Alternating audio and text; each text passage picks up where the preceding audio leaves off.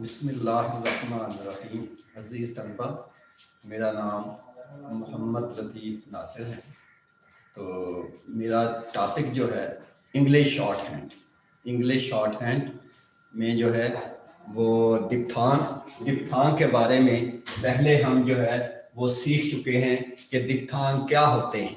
डिप्थांग क्या होते हैं, हरफ अतफ इनको कहा जाता है उर्दू में, और ये हमारे चार हैं। तो डेफिनेशन के सिलसिला में मैं पहले ही अर्ज कर चुका हूं कि a diphthong is the union of two vowel sound. A diphthong is the union of two vowel sound, यानी एक डिप्थांग में दो वावलों की आवाज का मजमुआ है। एक डिप्थांग दो वावलों की आवाज का मजमुआ है। तो ये डिप्थांग हमारे चार थे, तो जिसमें आ, आई, आए, आओ, यू। तो आई को अगर हम गौर से पढ़ें, आ ई, तो इसमें दो वावल हैं, आ प्लस ई। आए, आ प्लस ए। औ में आ प्लस उ। यू में ई प्लस उ। ये डिप्थांग है हमारे चार। इनमें पहले दो जो हैं ये फर्स्ट प्लेस है, और दूसरे दो जो हैं third place. There is no second place diphthongs. वो डिप्थांग हम सीख चुके। तो उसके नेक्स्ट जो हमारा टॉपिक है वो joining of consonant, joining of diphthong. Diphthong का मिलाना, किसी लफ्ज के शुरू में और आखिर में डिप्थांग को मिलाकर लिखते हैं। किसी भी लफ्ज के शुरू में अगर डिप्थांग आता है या आखिर में आता है तो उसको अलग लगाने की बजाय किसी लफ्ज के साथ ही उसको मिलाकर लिख देते हैं। जैसे आइटम में ये आई को हमने साथ मिलाया आइटम, और आई में साथ मिला दिया आई। ये शुरू में है, और आइस के शुरू में आइस। इसी तरह आखिर में इस यू को हमने बाद में मिला दिया इसके साथ फ्यू। एफ के साथ हमने बाद में मिला दिया फ्यू यू। इसी तरह वैल्यू। तो अजीज तलबा, वो आई को हम शॉर्ट हैंड में एक टिक से जाहिर करते हैं। एक टिक से जाहिर करेंगे आई को, और इसको शॉर्ट फॉर्म के साथ मिलाकर लिखेंगे। जैसे आई मे है, I may, I can, I am, I am. ये आई को साथ ही इनके मिलाकर लिखेंगे, क्योंकि शॉर्ट हैंड में नीटली और क्विकली को पसंद किया जाता है। तो ऐसी आउटलाइन हम लिखते हैं जो जल्दी से और नफासत के साथ उसको लिखा जा सके।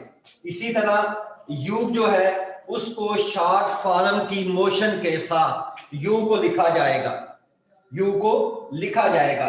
तो वैसे यू को हम इस अंदाज में लिखते हैं। तो अगर शॉर्ट फॉर्म आ गई जैसे व्हाट यू, तो उसके साथ व्हाट लिखेंगे और उसके साथ ही मोशन, उसी मोशन से हम यू को लिख देंगे। इसी तरह विद यू, विद यू, तो इसके साथ ही उसको मिला के लिख दिया विद यू।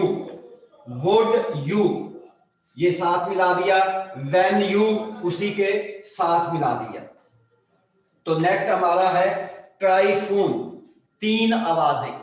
यानी तीन आवाजें एक ही लफ्ज के अंदर तीन आवाजें कैसे आएंगी। ये किसी लफ्ज में डिप्थांग के फौरन बाद कोई और वावल आए। किसी भी लफ्ज में एक डिप्थांग हो और बगैर किसी फर्क के, बगैर किसी क्या कहते हैं रुकने के, उस डिप्थांग के फौरन बाद और वावल आ जाए, तो उसको डिप्थांग की मुखालिफ सिमत में टिक से जाहिर करते हैं।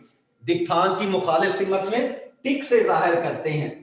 तो जैसे आई को हम उसकी मुखालिफ सिमत में ऐसे शो करेंगे, आय की मुखालिफ सिमत में ऐसे, आओ की मुखालिफ सिमत में इस टिक से, यू की मुखालिफ सिमत में इस टिक से जाहिर करेंगे।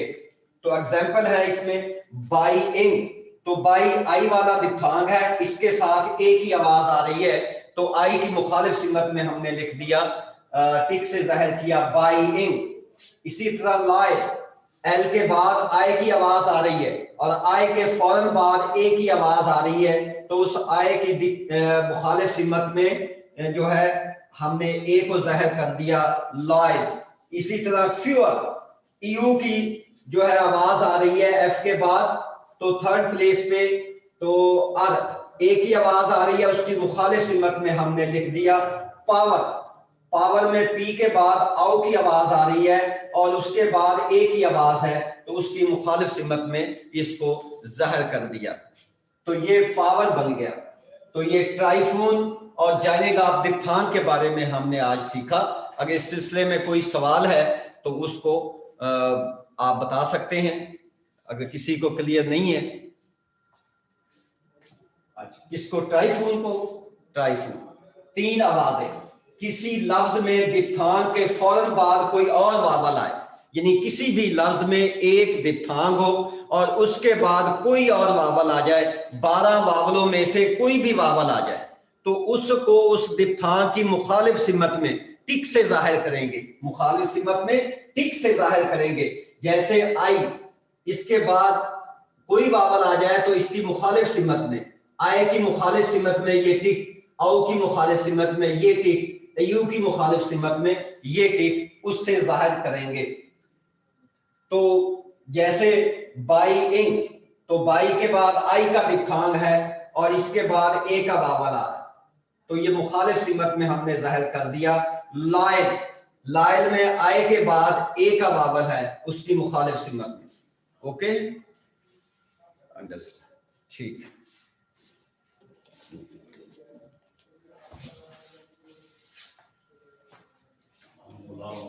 अहमद यार,